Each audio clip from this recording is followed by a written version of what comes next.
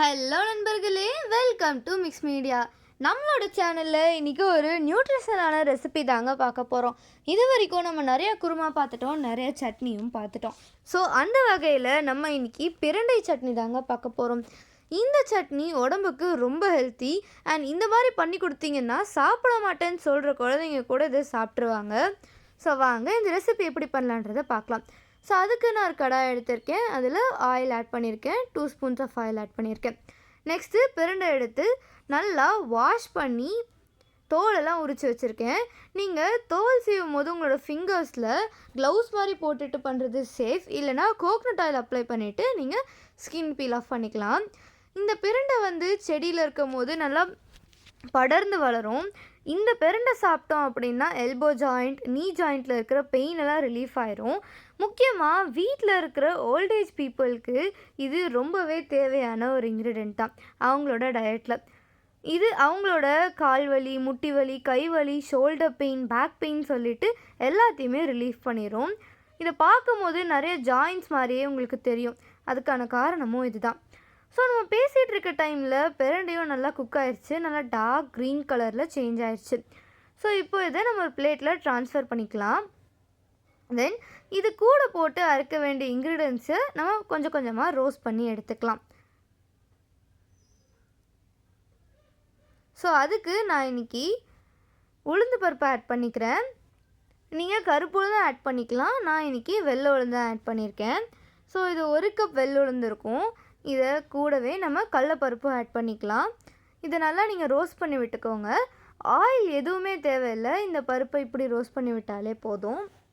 தென் இது கூடவே நான் காஷ்மீரி மிளகாய் ஆட் பண்ணிக்கிறேன் அண்ட் வரமிளகாயுமே ஆட் பண்ணிக்கிறேன். காஷ்மீரி மிளகாய் ஆப்ஷனல் தான், நீங்கள் வேண்டாம்னா ஸ்கிப் பண்ணிக்கலாம். ஸோ வரமிளகாயுமே நல்லா ரோஸ்ட் பண்ணி விட்டுக்கோங்க. நம்ம பெப்பர் ஆட் பண்ணல, மிளகாத்தூளும் ஆட் பண்ணல, பச்சை மிளகாயுமே ஆட் பண்ணல. இது மட்டும்தான் காரம். ஸோ இது கூடவே 1 ஸ்பூன் சீரகம் ஆட் பண்ணிக்கலாம். அதையுமே நல்லா ரோஸ்ட் பண்ணி விட்டுக்கோங்க. இந்த ரெசிப்பியை நம்ம சட்னின்னு சொல்லலாம், இல்லை துவையல்னு சொல்லலாம். இந்த ரெசிப்பியை நீங்கள் ரைஸ்க்கு போட்டு பரட்டி சாப்பிட்லாம். இல்லை தோசை, இட்லி, சப்பாத்தின்னு எதுக்கு வேணாலும் நீங்கள் காம்பினேஷன் டிஷ்ஷாகவும் வச்சுக்கலாம். அதுக்கும் இது சூப்பரான காம்போவாக இருக்கும். ஸோ இப்போ நம்ம ட்ரை ஐட்டம்ஸ் எல்லாத்தையுமே ரோஸ்ட் பண்ணி எடுத்துட்டோம். இப்போ நம்ம வெங்காயம் ஆட் பண்ணிக்கலாம். நான் இந்த ரெசிபிக்கு 2 வெங்காயம், கொஞ்சம் பூண்டு, கொஞ்சம் கருவேப்பிலை எடுத்து வச்சுருக்கேன். இதையுமே நல்லா ரோஸ்ட் பண்ணி விட்டுக்கோங்க. ஸோ இந்த ஆனியன்ஸை ரோஸ்ட் பண்ணும்போது மட்டும் நீங்கள் ஆயில் ஆட் பண்ணிக்கிட்டா போதும். மற்ற எதுக்குமே ஆயில் தேவையில்லை.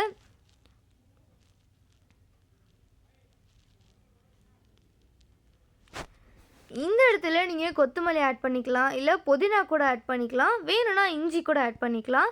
இது எல்லாமே ஒரு எக்ஸ்ட்ரா ஃப்ளேவர் ஆடிங் இன்க்ரீடியன்ட் தான். நான் அது எதுவுமே ஆட் பண்ணல. ஸோ நம்ம ஆனியன்ஸுமே நல்லா ரோஸ்ட் பண்ணி விட்டுக்கலாம். இந்த ரெசிப்பியில் தக்காளி கம்பல்சரி இல்லை. நீங்கள் வேணும்னா அப்படின்னு நினச்சிங்கன்னா ஒரு 2 தக்காளி ஆட் பண்ணிக்கலாம். தக்காளி ஆட் பண்ணுறது குவான்டிட்டி இன்க்ரீஸ் பண்ணுறதுக்காக தான். மீன்வைல் ஆனியன்ஸ் லைட்டாக ரோஸ்ட் ஆயிடுச்சு. இப்போது ஒரு துண்டு நான் புளி ஆட் பண்ணியிருக்கேன். அதையுமே ஆட் பண்ணி நல்லா ரோஸ்ட் பண்ணி விட்டுக்கோங்க.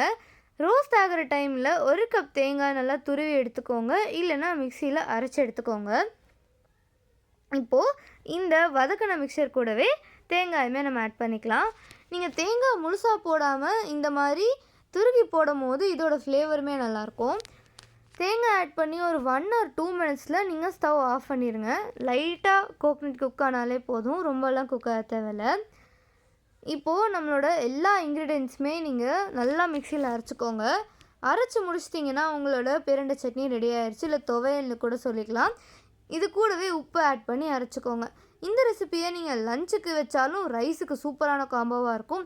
நைட்டு டின்னரில் இட்லிக்கு, தோசைக்கு வச்சாலும் நல்ல காம்போவாக இருக்கும். இப்போது இதுக்கு நான் வரமிளகா, கடுகு, எண்ணெய், கருவேப்பிலை ஆட் பண்ணி தாளித்து கொட்டியிருக்கேன்.